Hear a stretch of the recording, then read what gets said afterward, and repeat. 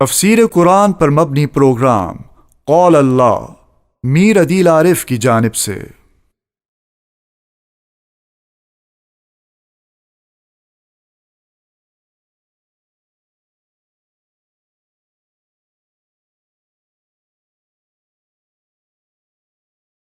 بسم اللہ الرحمن الرحیم۔ پروگرام قول اللہ میں آج ہم انشاءاللہ سورہ نحل کا 7واں رکوع ترجمے اور تفسیر کے ساتھ پڑھیں گے۔ علی حسب ترتیب سب سے پہلے 7ویں رکوع کا لفظی ترجمہ ہوگا، اس کے بعد اس کی مختصر جیسی وضاحت اور تشریح اور تفسیر ہوگی۔ اعوذ باللہ من الشیطان الرجیم، بسم اللہ الرحمن الرحیم۔ وقال اللہ، اور اللہ نے فرمایا، لا تتخذوا، مت بناؤ، الہین اثنین، دو معبود، دو الہ، دو خدا، انما ہوا الہ واحد، بے شک وہی صرف ایک ہی الہ ہے، ایک ہی الہ۔ فَإِيَّايَ فَارْهَبُونَ، پس خاص کر مجھ ہی سے ڈرو۔ وَلَهُ مَا فِي السَّمَاوَاتِ وَالْأَرْضِ، اور اسی کے لیے ہے جو کچھ آسمانوں میں ہے اور جو کچھ زمین میں ہے۔ وَلَهُ الدِّينُ وَاسِبًا، اور اسی کی اطاعت دائمی ہے۔ أَفَغَيْرَ اللَّهِ تَتَّقُونَ، کیا اللہ کے علاوہ دوسروں سے تم ڈرتے ہو؟ وَمَا بِكُم مِّن نِعْمَةٍ، اور تمہارے پاس جو بھی کسی قسم کی کوئی نعمت ہے، فَمِنَ اللَّهِ، سو اللہ کی طرف سے ہے۔ ثُمَّ إِذَا مَسَّكُمُ الضُّرُّ، پھر جب تمہیں کوئی تکلیف پہنچتی ہے، فَإِلَيْهِ تَجْأَرُونَ، تو اللہ ہی کے سامنے گڑ گڑاتے ہو۔ ثُمَّ إِذَا كَشَفَ الضُّرَّ، پھر جب دور کر دیتا ہے ضُرَّ عَنْكُمْ، تم سے تکلیف کو، إِذَا فَرِيقٌ مِّنْكُمْ، تو تم میں سے ایک جماعت، بِرَبِّهِمْ يُشْرِكُونَ، اپنے رب کے ساتھ شریک ٹھہراتی ہے۔ لِيَكْفُرُوا بِمَا آتَيْنَاهُمْ، جس کا انجام یہ کہ وہ ناشکری کرتے ہیں اس کی جو ہم نے انہیں دیا۔ فَتَمَتَّعُوا، سو فائدہ اٹھا لو، فَسَوْفَ تَعْلَمُونَ، ان قریب تم جان جاؤ گے۔ وَيَجْعَلُونَ، اور وہ ٹھہراتے ہیں، لما، ان چیزوں کے لیے، لا يعلمون، جس کو جانتے بھی نہیں، نصیباً، ایک حصہ، مما، اس میں سے، رزقناہم، جو ہم نے انہیں دیا۔ تاللہ، اللہ کی قسم، لتسألن، ضرور بالضرور تم سے پوچھا جائے گا، عما کنتم تفترون، اس کے متعلق جو تم گھڑتے ہو۔ وَيَجْعَلُونَ لِلَّهِ الْبَنَاتِ، اور وہ ٹھہراتے ہیں اللہ کے لیے بیٹیاں، سبحانہ، وہ تو پاک ہے، وَلَهُم مَّا يَشْتَهُونَ، اور ان کے لیے وہ ہے جو وہ چاہیں۔ وَإِذَا بُشِّرَ أَحَدُهُمْ بِالْأُنثَىٰ، اور جب ان میں سے کسی ایک کو خوشخبری دی جاتی ہے لڑکی کی، ظَلَّ وَجْهُهُ مُسْوَدًّا، تو ہو جاتا ہے اس کا چہرہ پورے دن کے لیے سیاہ، وَهُوَ كَظِيمٌ، اور وہ اندر ہی اندر، دل ہی دل میں گھٹتا ہے۔ يَتَوَارَىٰ مِنَ الْقَوْمِ، چھپتا ہے قوم سے، مِن سُوءِ مَا بُشِّرَ بِهِ، اس خبر کی برائی کی وجہ سے جو اسے دی گئی۔ أَيُمْسِكُهُ عَلَىٰ هُونٍ، کیا اس کو روکے رکھے توہین پر، ذلت پر، ام يَدُسُّهُ فِي التُّرَابِ، یا اسے دھسا دے مٹی میں۔ أَلَا سَاءَ مَا يَحْكُمُونَ، کیا ہی برا ہے جو وہ فیصلہ کرتے ہیں۔ لِلَّذِينَ لَا يُؤْمِنُونَ بِالْآخِرَةِ، ان لوگوں کے لیے جو یقین نہیں رکھتے ہیں آخرت پر، مَثَلُ السَّوْءِ، بری صفات، وَلِلَّهِ الْمَثَلُ الْأَعْلَىٰ، اور اللہ کے لیے تو بلند صفات ہے، وَهُوَ الْعَزِيزُ الْحَكِيمُ، اور وہ غالب حکمت والا ہے۔ یہاں پر 7واں رکوع سورہ نحل کا مکمل ہوا اور آیت اس کی 60 مکمل ہو گئی۔ سورہ نحل کا موضوع، جیسے میں ابتدا ہی سے عرض کر چکا ہوں، توحید باری تعالیٰ ہے۔ توحید باری تعالیٰ پر عقلی دلائل پیش کیے گئے ہیں، نقلی دلائل پیش کیے گئے ہیں۔ اب اس کے بعد توحید کے اندر ایک بحث آتی ہے اثبات ثانی کی، کہ اس کائنات کا کوئی نہ کوئی بنانے والا ہے، کسی نہ کسی ذات نے اس کائنات کو عدم سے وجود دیا ہے، یہ سب کائنات خود بخود نہیں ہوئی ہیں۔ ایک بحث تو یہ ہے اثبات ثانی، اس میں مقابلہ مسلمانوں کا ملحدین کے ساتھ ہوتا ہے کہ جو ثانی کے وجود کے قائل نہیں ہیں اور کسی بھی چیز کی تخلیق اللہ سبحانہ و تعالی نے کی ہے اس کے وہ قائل نہیں ہیں۔ وہ یہ کہتے ہیں سب آٹومیٹکلی خود ہو گیا، یہ سب ہی سارا نظام خود بخود ہو گیا۔ یہ ملحدین جو ہے اس توحید کے اس جزئیے کے اندر جو ہے مسلمانوں کے مقابلے میں ہے۔ دوسرا جز توحید کا یہ ہے کہ وہ صانع کہ جس نے یہ کائنات بنائی ہیں وہ صانع کتنے ہیں، وہ خالق کتنے ہیں، جنہوں نے یہ کائنات بنائی ہیں وہ خالق ہے کتنے۔ اور دوسرا موضوع توحید کا ہے کہ یہ کائنات جس نے بنائی ہے وہ ذاتیں کتنی ہیں، آیا ایک ہے یا ایک سے زیادہ ہے۔ تو اس میں مسلمانوں کے مقابلے میں مشرکین ہیں کہ وہ متعدد الہ مانتے ہیں، متعدد خدا مانتے ہیں، اور سب سے بڑھ کر اس کے اندر جو ہے وہ مجوسی ہیں کہ جو بالکل دو خدا مانتے تھے، دو الہ مانتے تھے، ایک نیکی کا اور ایک جو ہے برائی کا، ایک کو اہرمن کہتے تھے اور دوسرے کو یزدا کہتے تھے۔ جو نیکی اور اچھی چیزوں کا پیدا کرنے والا ہے اس کا نام انہوں نے یزدا رکھا، اور جو تکلیف دہ چیزیں ہیں جیسے بیماریاں ہو گئی، اژدہا ہو گیا، سانپ ہو گئے، بچھو ہو گئے، یا اس قسم کی اور جو انسانوں کو تکلیف دینے والی چیزیں ہیں ان کے پیدا کرنے والے کا نام انہوں نے اہرمن رکھا۔ تو یہ دو الہوں کے قائل تھے، دو خداؤں کے قائل تھے۔ باقی جو مشرکین جتنے بھی ہیں وہ سارے کے سارے یہ کہتے ہیں کہ پھر ان کے شرک کی مختلف نوعیتیں ہیں، ہر ایک مشرک کا شرک الگ قسم کا ہے۔ بعض ایسے ہیں کہ اللہ سبحانہ و تعالیٰ کے ساتھ صفات کے اندر جو ہے مخلوق کو شریک کرتے ہیں، بعض ایسے ہیں کہ اللہ سبحانہ و تعالیٰ کے ساتھ عبادت کے اندر مخلوق کو شریک کرتے ہیں، بعض ایسے ہیں کہ اللہ سبحانہ و تعالیٰ کے ساتھ افعال کے اندر، فعل کے اندر، شرک فعلی جس کو کہتے ہیں، اس کے اندر جو ہے مخلوق کو شریک کرتے ہیں۔ تو پھر مشرکین کے شرک کرنے کے انداز اور طریقے وہ مختلف ہیں۔ قرآن مجید کا بنیادی موضوع ہے اثبات توحید اور رد شرک، اس لیے شرک کی جتنی بھی انواع ہیں قرآن مجید نے ان تمام انواع کا بھرپور رد کیا ہے اور توحید خالص کو ثابت کیا ہے۔ اب اس 7ویں رکوع کی پہلی آیت کے جملے میں غور کریں، وقال اللہ لا تتخذوا الہین اثنین، اور فرمایا اللہ نے دو الہ مت بناؤ، دو الہ مت پکڑو، مت بناؤ۔ اس کے اندر مجوسیوں کا بھی رد ہو گیا جنہوں نے دو ذاتیں بنائیں، اس میں عیسائیوں کا بھی رد ہو گیا کہ انہوں نے حضرت عیسیٰ علیہ السلام کو اللہ سبحانہ و تعالیٰ کا ایک حصہ مان کر اور اس سے پھر جدا مان کر ایک مستقل شخصیت کی صورت میں اس کو ظاہر کیا، ان کا بھی رد ہو گیا۔ اسی طریقے سے اس جملے کے اندر ان تمام مشرکین کا رد ہو گیا کہ جو اللہ سبحانہ و تعالیٰ کے علاوہ کسی اور کی عبادت کرتے ہیں، یا اللہ کی صفات کو اغیار کے اندر، غیر اللہ کے اندر مانتے ہیں، یا اپنی حاجات اور اپنی جو ہے نیاز اور اپنی جتنی ان کی ضرورتیں ہیں وہ اغیار کے سامنے رکھتے ہیں، تو گویا اس نے اس کو الہ بنا لیا۔ تو اس آیت کی اس جملے کے اندر اس شرک کی یہ جو دوسری قسم ہے، اس کی شرک جتنی انواع بن سکتی ہے ان تمام انواع کو اس جملے نے رد کر دیا کہ اس میں اللہ سبحانہ و تعالیٰ کے ساتھ الوہیت میں کوئی بھی شریک نہیں ہو سکتا، اس لیے کہ الوہیت کا جو مفہوم ہے وہ اتنا وسیع مفہوم ہے کہ وہ ہر قسم کے شرک کو جو ہے رد کر دیتا ہے۔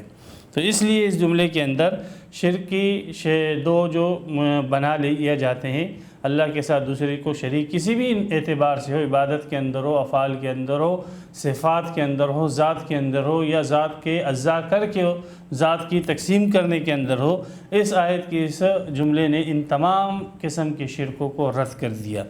تو یہ ایک قسم کا دعویٰ ہے، اور یہ دعویٰ جو ہے نہ تمام ہوگا اگر اس کے ساتھ اگلا جملہ نہ ملایا جائے، انما هو الہ واحد، کہ الہ تو وہ صرف اور صرف ایک ہی ہے۔ یہ دعویٰ ہو گیا کائنات کا کریٹر، پیچھے آیتوں کے اندر دلیل عقلی نقلی ثابت کیا کہ وہ ہے، ایسے نہیں ہے جیسے ملحدین کہتے ہیں، اور یہاں پر اس کو ثابت کیا جا رہا ہے کہ وہ جو کریٹر ہے اور جو خالق ہے وہ دو نہیں ہیں، جب 2 نہیں ہیں تو 3 تو ہو ہی نہیں سکتے، جب 2 کی نفی ہو گئی تو 10 کی تو بطریق اولا نفی ہو گئی۔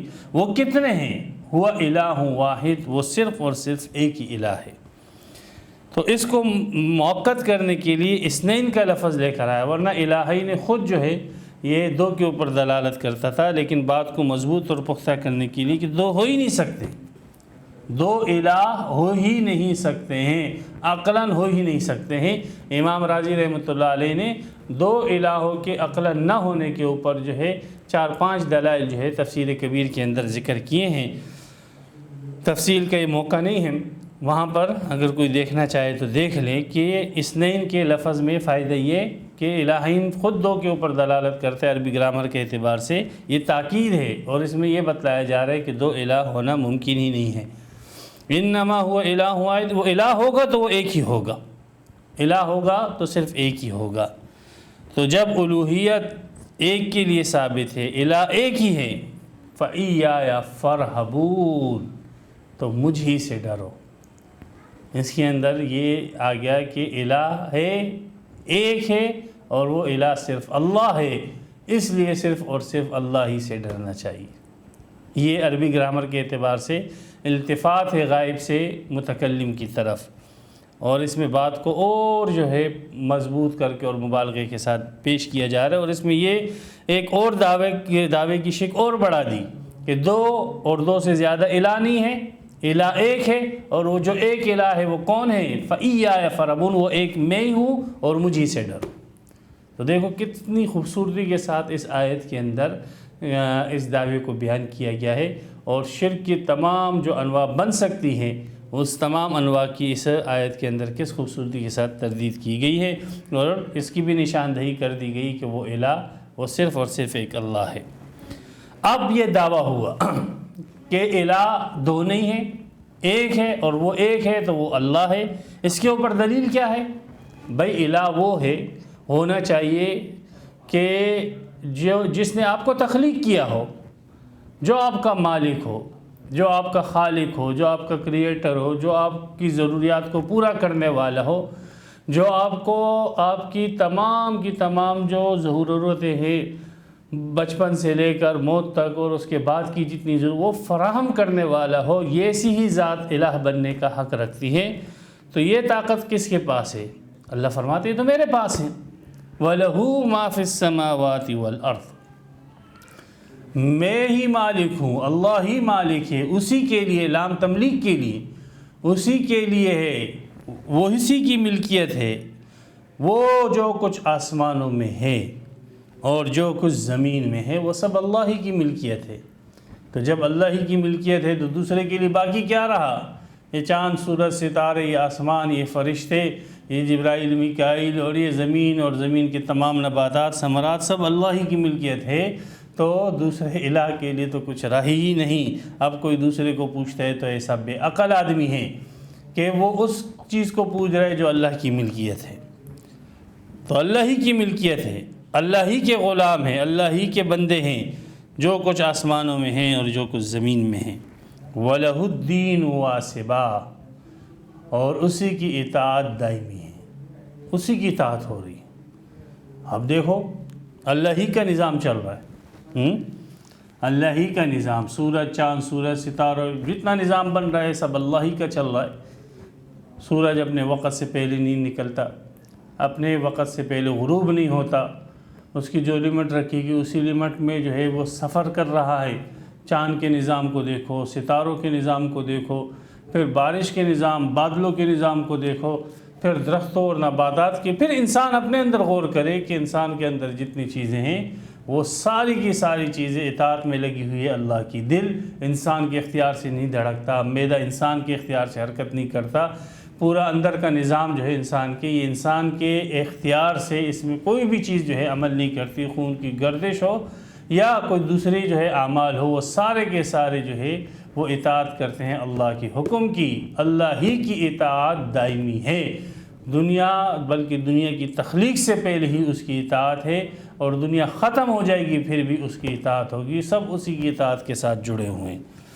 تو جب یہ کائنات ساری کی ساری اس کی مطیع اور فرما بردار ہے تو انسان، یہ 2 دلیلیں ہو گئی کہ جب سب ملکیت اس کی ہے تو الہ بھی اللہ ہونا چاہیے، جب سب چیزیں اسی کی اطاعت کر رہی ہے تو اے انسان نافرمان، تو تجھے بھی اسی کی اطاعت کرنی چاہیے۔ وَلَهُ الدِّينُ وَاسِبًا، یہ لفظ بھی بڑا جامع ہے، اپنے مفہوم کے اعتبار سے بڑی وسعت رکھتا ہے۔ دین کا معنی اطاعت کے بھی ہے، واسب کے معنی دوام کے بھی ہے، دین کے معنی عبادت کے بھی ہے، اور واسب کے معنی وجوب کے بھی ہے کہ اسی کی عبادت جو ہے واجب ہے۔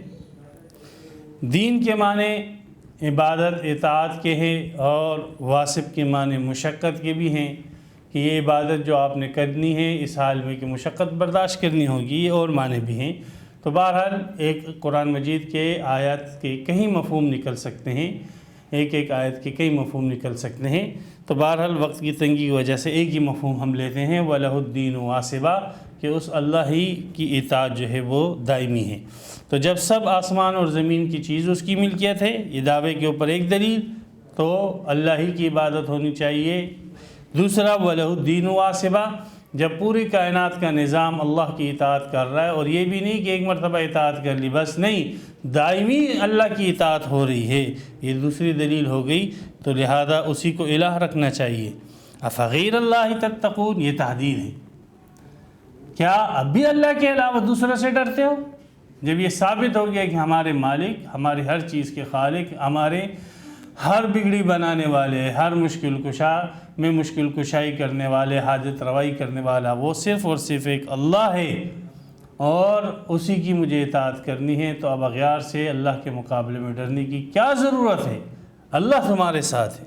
افغیر اللہ تتقون وما بکم من نعمت فمن اللہ، ہاں یہ تیسری دلیل آ گئی کہ اللہ ہی الہ ہے، تمہارے پاس کسی بھی قسم کی من نعمت نکرہ ہے، تنوین اور مزید جو ہے تقریباً چھوٹی سی چھوٹی نعمت جو تمہارے پاس موجود ہے، یہ کس نے دی ہے تمہیں؟ فمن اللہ، اللہ نے دی ہے۔ تو یہ منعم، انعام کرنے والے کا شکریہ ادا کرنا عقل کا تقاضا ہے کہ واجب ہو، تو تمہارا منعم تو اللہ ہے، انعام دینے والا اللہ ہے۔ یہ دنیا کے اعتبار سے جو میں تمہیں چیزیں ملی ہیں، یہ تو ظاہری اسباب ہے کہ کوئی انسان تمہیں دے رہا ہے، حقیقت میں دلوانے والا ایک اللہ ہے۔ مجھے بتاؤ، دکان کھولتے ہو، اس نے بھی دکان کھولی، اس نے بھی دکان کھولی، گاہک کے دل میں یہ بات کون ڈالتا ہے کہ اس دکان میں جاؤ، اس میں نہ جاؤ؟ گاہک کے پاس حاجتیں اور ضرورتیں کون پیدا کرتا ہے کہ تمہیں اس چیز کی ضرورت ہے، اس چیز کی ضرورت ہے، تمہیں دکان جانا ہے، تمہیں یہ چیز خریدنی ہے اور اس دکان سے خریدنی ہے، اس کے پاس جانا ہے۔ آپ مشاہدہ کریں، ایک دکان کے اوپر اتنا رش لگا ہوتا ہے اور دوسرا دکاندار بیچارہ خالی بیٹھا ہوا ہوتا ہے، یہ کون ہے جو لوگوں کو لے کر آتا ہے؟ ظاہری سبب تو یہ ہے کہ دکاندار کے پاس جو مال آ رہا ہے گاہکوں کی وجہ سے آ رہا ہے، لیکن حقیقت میں یہ بیچنے والا ایک اللہ ہے۔ ایک ڈاکٹر ہے، بیٹھا ہوتا ہے، اس کی روزی روزگاری اس میں ہے کہ کوئی بیمار ہو جائے، بیماری دینے والا کون؟ ایک اللہ۔ ایک گورکن بیٹھا ہوا ہے، اس کی روزی روٹی اس پہ لگی ہے کہ کوئی مر جائے، موت دینے والا کون؟ ایک اللہ۔ ہاں، وہ پیسے اس کو ملتے ہیں، وہ اپنی ضرورتیں پوری کرتا ہے۔ ایک میکینک بیٹھا ہوا ہے، اس کی روزی روٹی اس پہ لگی، کسی کی گاڑی خراب ہو جائے، کسی کی جو ہے موٹر خراب ہو جائے، کسی کی موٹر سائیکل خراب ہو جائے، پنچر والا بیٹھا ہے، کسی کی ٹیوب پھٹ جائے، کسی کی گاڑی پنچر ہو جائے، کسی کی گاڑی کی ہوا نکل جائے، سبحان اللہ، یہ سب کروانے والا کون؟ ایک اللہ ہے۔ تو حقیقت میں جتنی بھی نعمتیں ہمارے پاس اور انسانوں کے پاس، بلکہ حیوانات کے پاس، بلکہ ساری کائنات کے پاس جس میں قسم کی بھی کوئی نعمت ہے، حقیقت میں منعم حقیقی وہ صرف اور صرف ایک اللہ ہے۔ تو جب ایک اللہ ہی کی طرف سے انعامات ہو رہے ہیں، وہی انعام دینے والا ہے، تو عبادت بھی اسی کی ہونی چاہیے۔ 3 دلیلیں دے دی اس پر کہ اللہ ہی کی عبادت ہو۔ ثم اذا مسکم الضر، اللہ اکبر، پھر ایک فطری دلیل یہاں پر پیش کی جا رہی ہے۔ وہ انسان کے اندر کہیں نہ کہیں جتنا بھی ملحد ہو جائے، کمیونسٹ ہو جائے، جتنا بھی مشرک ہو جائے، لیکن جب اس کے اوپر تنگ وقت آتا ہے، پریشانی کا وقت آتا ہے، تو جتنا بھی بڑا مشرک ہو یہ پکارتا ہے کہ اللہ کو ہے۔ ہاں، یہ اندر کی بات ہے جو اللہ نے بتایا۔ پھر جب وہ پریشانی ختم ہو جاتی ہے، وہ مصیبت اور ذرا ختم، پھر یہ آتا ہے ملحد، بولتے نہیں کوئی خدا نہیں ہے۔ پھر یہ مشرک آتا ہے اور آ کر کہتا ہے کہ نہیں مجھے تو جو ہے یہ فائدہ جو پہنچے فلاں مزار سے ملا ہے، مجھے فلاں بزرگ نے میرا بیڑا پار کیا ہے، فلاں بت نے میری حاجت روائی کی ہے، فلاں ولی نے میرا یہ کام کیا ہے، الیاذ باللہ۔ ہاں، جب بھی بھلے چنگے ہو جاتے ہیں پھر شرکیات میں آ جاتے ہیں۔ لیکن وہ خاص گھڑی کہ جس میں اس کے پاس کوئی بھی نہیں تھا اور نہ اس کا کوئی مدد کرنے والا تھا، نہ اس کو کوئی اس تکلیف سے ضرر دینے والا تھا، اس وقت اس کے دل کی اور اس کی جو کیفیت تھی وہ اللہ جانتا ہے اور یہ بندہ جو ہے جانتا ہے، اور اس وقت اس نے جس ذات کو پکارا وہی ذات اللہ ہے، وہی ذات ہے اللہ جس کو تو نے اس موقع پر پکارا تھا۔ ہاں، یہ تیرے اندر وہ جو بیٹھا ہوا ہے، ہاں، انسان کی فطرت اللہ التی، یہ انسان کی فطرت کے اللہ نے اندر اللہ سبحانہ و تعالی نے بات رکھی ہے۔ کل مولود یولد علی الفطرہ، آپ علیہ السلام فرمایا ہر بندہ، ہر انسان جو ہے وہ فطرت اسلام پر پیدا ہوتا ہے، فَأَبَوَاهُ يُهَوِّدَانِهِ أَوْ يُنَصِّرَانِهِ أَوْ يُمَجِّسَانِهِ، پھر اس کا ماحول، اس کے والدین اس کو یہودی عیسائی مجوسی بنا دیتے ہیں۔ تو فطرتاً انسان موحد ہے، اللہ کی طرف متوجہ ہوتا ہے، تو اس فطرت کا ظہور ہوتا ہے اس موقع پر جب اس کے اوپر مشکلات آتی ہیں۔ تو اس فطری حالت سے توحید کے اوپر استدلال کیا گیا ہے۔ ثم اذا مسکم الضر، پھر جب تمہیں کوئی تکلیف پہنچتی کسی بھی قسم کی، فالیہ تجأرون، تو اسی جوار کہتے ہیں آواز بلند کرنا، جوار کہتے ہیں جانور کی آواز، جیسے بھینس جو ہے آواز نکالتی ہے اور گائے آواز نکالتی ہے، تو ایسی آواز جو بلند کرنا ہے اس کو خوار بھی کہتے ہیں، جوار بھی کہتے ہیں۔ تو فَإِلَيْهِ تَجْأَرُونَ، اللہ ہی کے سامنے، صرف اور صرف اللہ ہی کے سامنے، حصر کے لیے الہی کو مقدم کیا، صرف اور صرف اللہ ہی کے سامنے تم اپنا نعرہ بلند کرتے ہو، اسی کے سامنے پھر تم آواز اٹھاتے ہو، اسی کے سامنے اپنی فریاد رکھتے ہو، اسی کی طرف جو ہے تم چلاتے ہو۔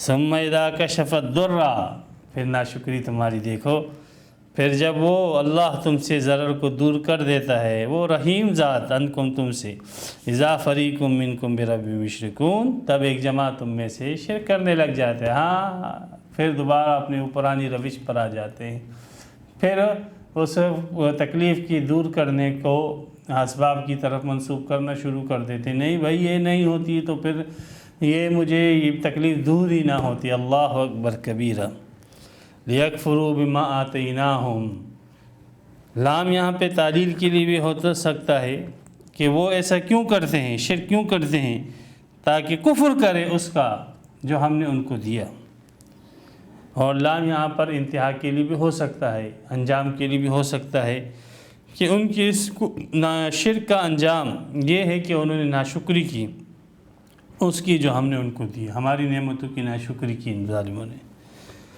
تو یہ اللہ سبحانہ و تعالیٰ نے 4 دلیلیں دے دی۔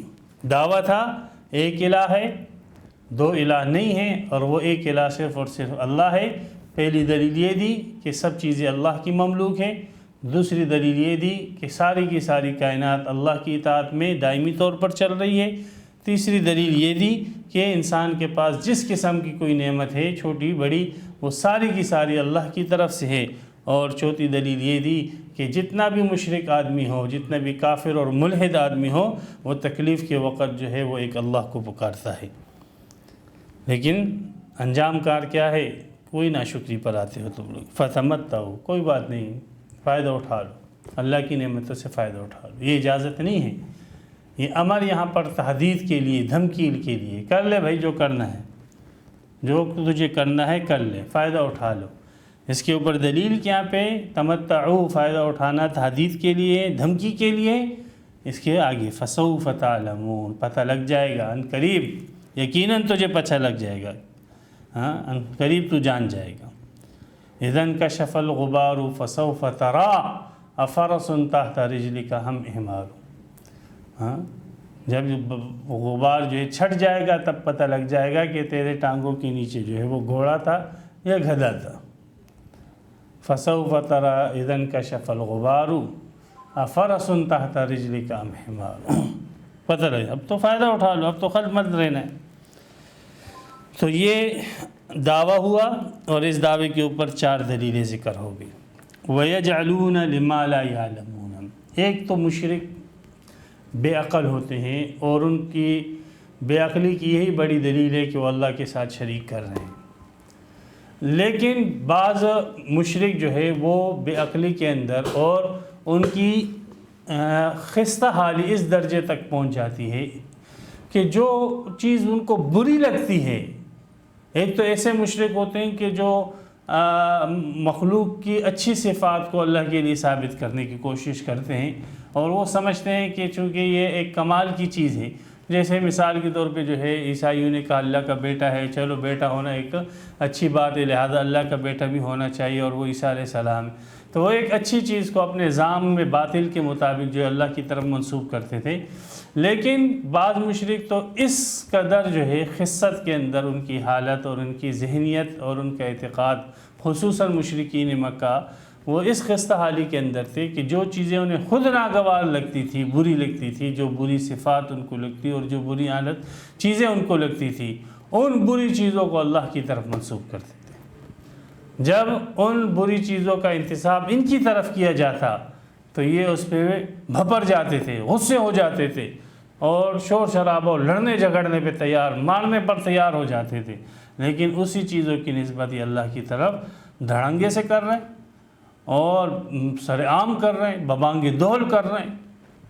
ان بے عقلوں کو اتنی بھی جو ہے شعور نہیں، اتنا بھی ان کو احساس نہیں کہ جو چیز جو ہے آپ اپنے لیے بری سمجھتے ہو اس کو اپنے خالق کی طرف کیسے منسوب کرتے ہو۔ ایک چیز جو تم خود تمہارے جو ہے ذام کے مطابق خراب ہے، غلط ہے، تو اس کو خالق کے لیے کیسے ثابت کرتے ہو، پھر بھی تم اس کو خالق کے لیے ثابت کر رہے ہو۔ یہ تمہاری عقل کی، تمہاری سوچ کی خستہ حالی اور خست کو بیان کر رہی ہے۔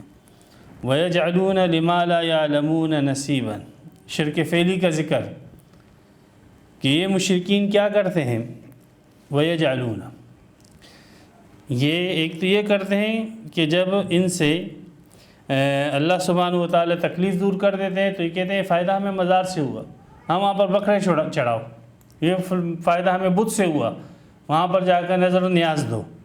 تو وَيَجْعَلُونَ، اور یہ ٹھہراتے ہیں لما، ان چیزوں کے لیے لا یعلمون، جس کو یہ جانتے تک نہیں، جن کو یہ جانتے تک نہیں کہ یہ نفع دیتے ہیں یا نقصان دیتے ہیں یا نفع نقصان دور کرتے ہیں، جن کے متعلق ان کو کوئی علم نہیں ہے، جاہل لوگ ہیں، صرف اپنے آباء اور اجداد کی تقلید کے اندر اور ان کی اتباع اور پیروی کے اندر جو ہے ان بتوں اور مزاروں کو انہوں نے پکڑا ہوا ہے۔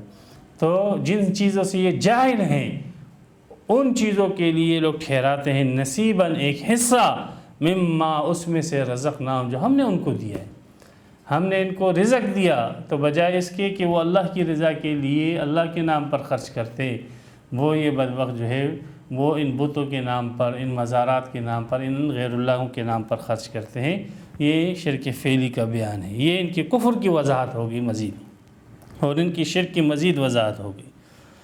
لما لا یعلمون، اس کا ایک ترجمہ اور ایک مفہوم تو یہی ہے کہ وہ ٹھہراتے ہیں اس کے لیے جس کو یہ جانتے نہیں، اور دوسرا مفہوم یہ ہے وَيَجْعَلُونَ لِمَا لَا يَعْلَمُونَ، اور یہ ٹھہراتے ہیں ایک حصہ اللہ کے رزق کا ان کے لیے لا یعلمون، جو جانتے نہیں ہیں۔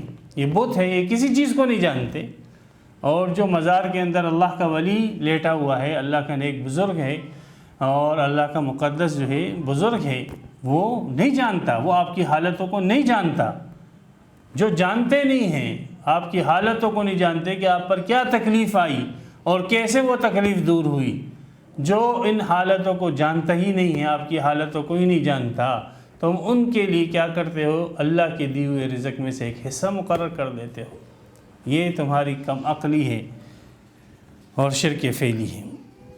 تاللہ لتسألن عما کنتم تفترون، یہ تحدید کی مزید وہ ہو گئی، تاکید ہو گئی کہ اللہ کی قسم، لام تاکید کے لیے، نون تاکید کے لیے، ضرور بالضرور، یقیناً تم سے پوچھا جائے گا ان چیزوں کے متعلق جو تم نے گھڑی ہوئی ہے۔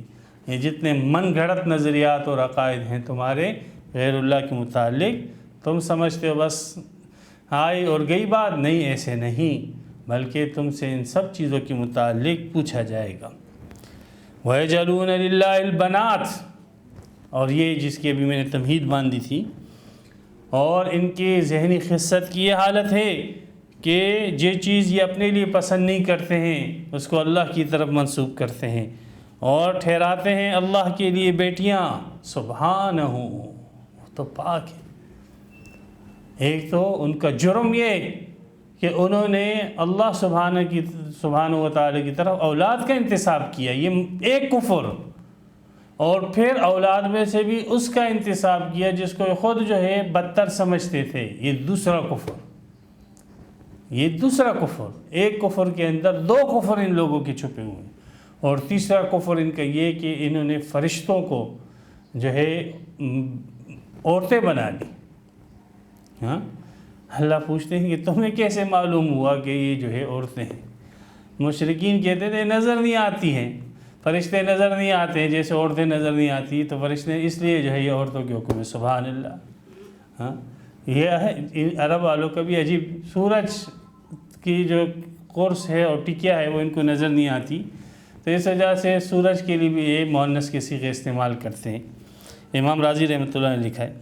تو بہرحال انہوں نے ایک کفر تو یہ کیا اللہ کی طرف اولاد کا انتساب کیا، دوسرا کفر یہ کیا کہ وہ اولاد میں سے بھی اس کا انتساب کیا جس کو یہ اپنے لیے برا سمجھتے ہیں، تیسرا یہ ہے کہ اللہ کے فرشتوں کو انہوں نے لڑکیاں بنا لیا۔ سبحانہ، اللہ اس انتساب سے اور تمہاری اس نسبتوں سے پاک پاک پاک پاک ہے۔ سبحان، وَلَهُمْ مَا يَشْتَهُونَ، اور ان کے لیے وہ جو وہ چاہے، ان کے لیے تو من چاہے جو ہے اولاد ہیں، من چاہی صفات ہیں، اور اللہ کے لیے وہ صفات جو یہ چاہے، بے وقوف جو یہ بدبخت چاہیں۔ ان کو لڑکیاں کتنی ناگوار ہوتی تھی، اللہ سبحانہ و تعالی ان کا ماحول بتلا رہے مشرکین مکہ کا کہ وَإِذَا بُشِّرَ أَحَدُهُمْ بِالْأُنثَىٰ، جب ان میں سے کسی ایک کو خوشخبری دی جاتی لڑکی کی، بشرہ بشارت کہتے ہیں خوشی کی خبر کو، تو بشارت اصل میں ہر اس خبر کو کہتے ہیں کہ جس کو سننے سے انسان کا رنگ متغیر ہو جائے۔ تو خوشی کی خبر سے انسان کا رنگ متغیر ہو جاتا ہے، سرخ ہو جاتا ہے، بشاشت آ جاتی ہے۔ غم کی خبر سننے سے انسان کا رنگ جو ہے وہ سیاہ ہو جاتا ہے اور کملا جاتا ہے، انسان مرجھا جاتا ہے۔ اس لیے غم کی خبر کو بھی بشارت کہہ سکتے ہیں اور خوشی کی خبر کو بھی بشارت کہہ سکتے ہیں۔ بشارت اصل میں بشر کھال کو کہتے ہیں کہ اس خبر کا اثر اس کی کھال پر ظاہر ہو جاتا ہے۔ تو جب بشارت دی جاتی ان میں سے کسی ایک کو لڑکی کی، ظل وجہ مسودن، تو ہو جاتا اس کا چہرہ سیاہ، پورا دن سیاہ رہتا اس کا چہرہ، وہو کظیم، اور وہ اندر ہی اندر گھٹتا، اندر ہی اندر گھٹتا۔ غصے کو، اپنے غضب کو جو برداشت کرنے والا ہوتا ہے، والکاظمین الغیظ، اپنے غصے کو پینے والے، اپنے غصے کو اندر اندر جو ہے رکھنے والے، تو وہ کظیم، وہ اندر ہی اندر گھٹتا جب اس کو یہ بتلایا جاتا ہے کہ تیرے گھر لڑکی پیدا ہوئی۔ مشرکین کا بھی یہ یتوارا من القوم، وہ قوم سے چھپتا، اپنے لوگوں سے چھپتا، من سوء ما بشر بہ، اس بشارت کی برائی کی وجہ سے جو اسے دی گئی، اس خوشخبری کی برائی کی وجہ سے جو اسے دی گئی۔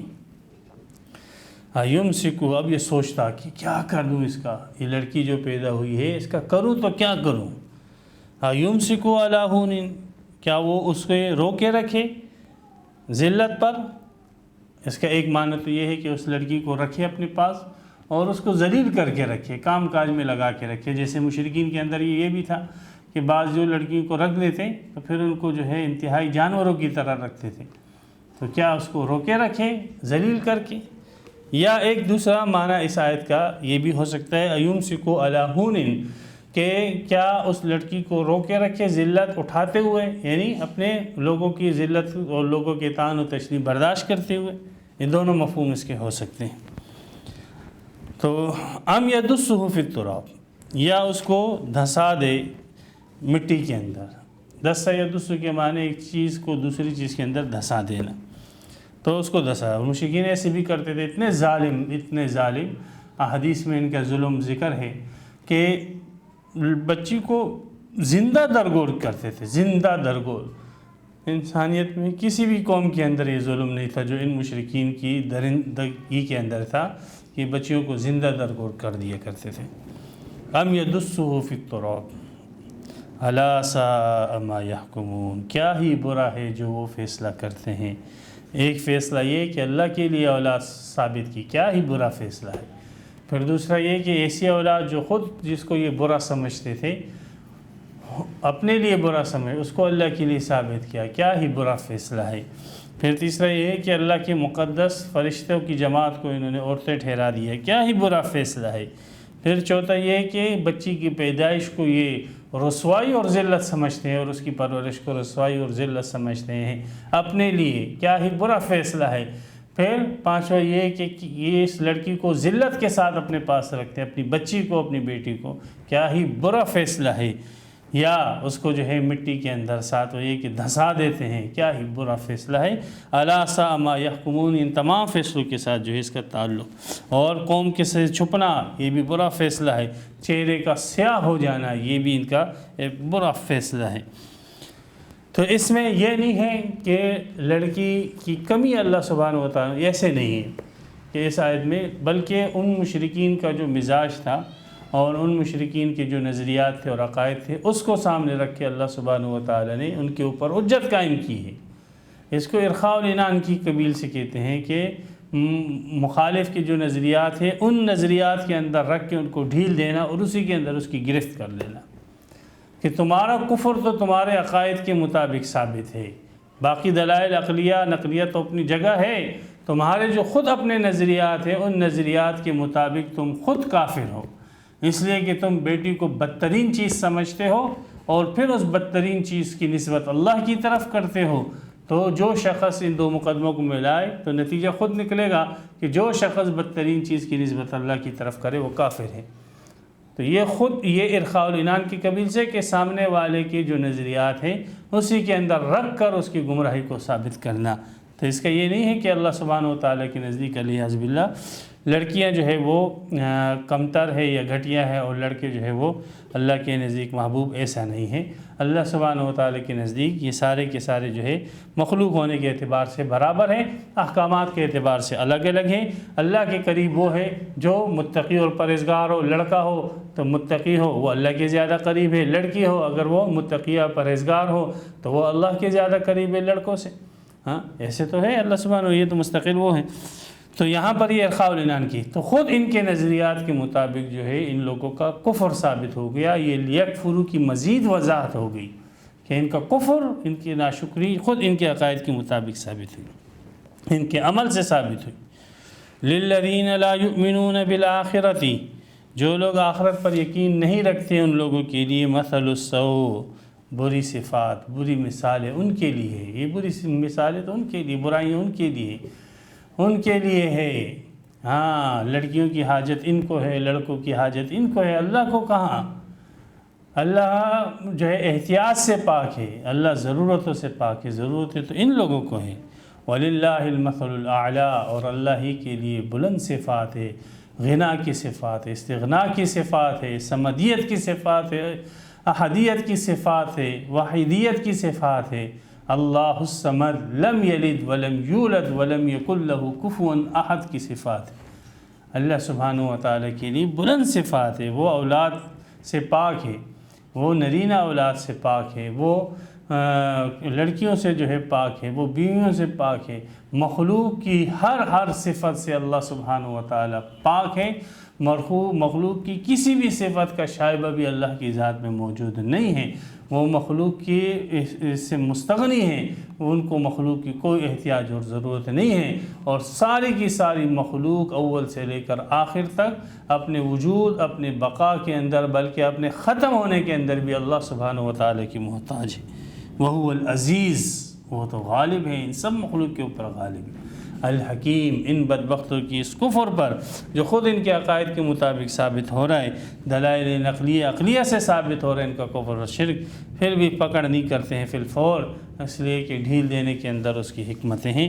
اللہ سبحانہ و تعالی ہمیں توحید کے ساتھ وابستہ رکھے، توحید پر ہمیں موت عطا فرمائے۔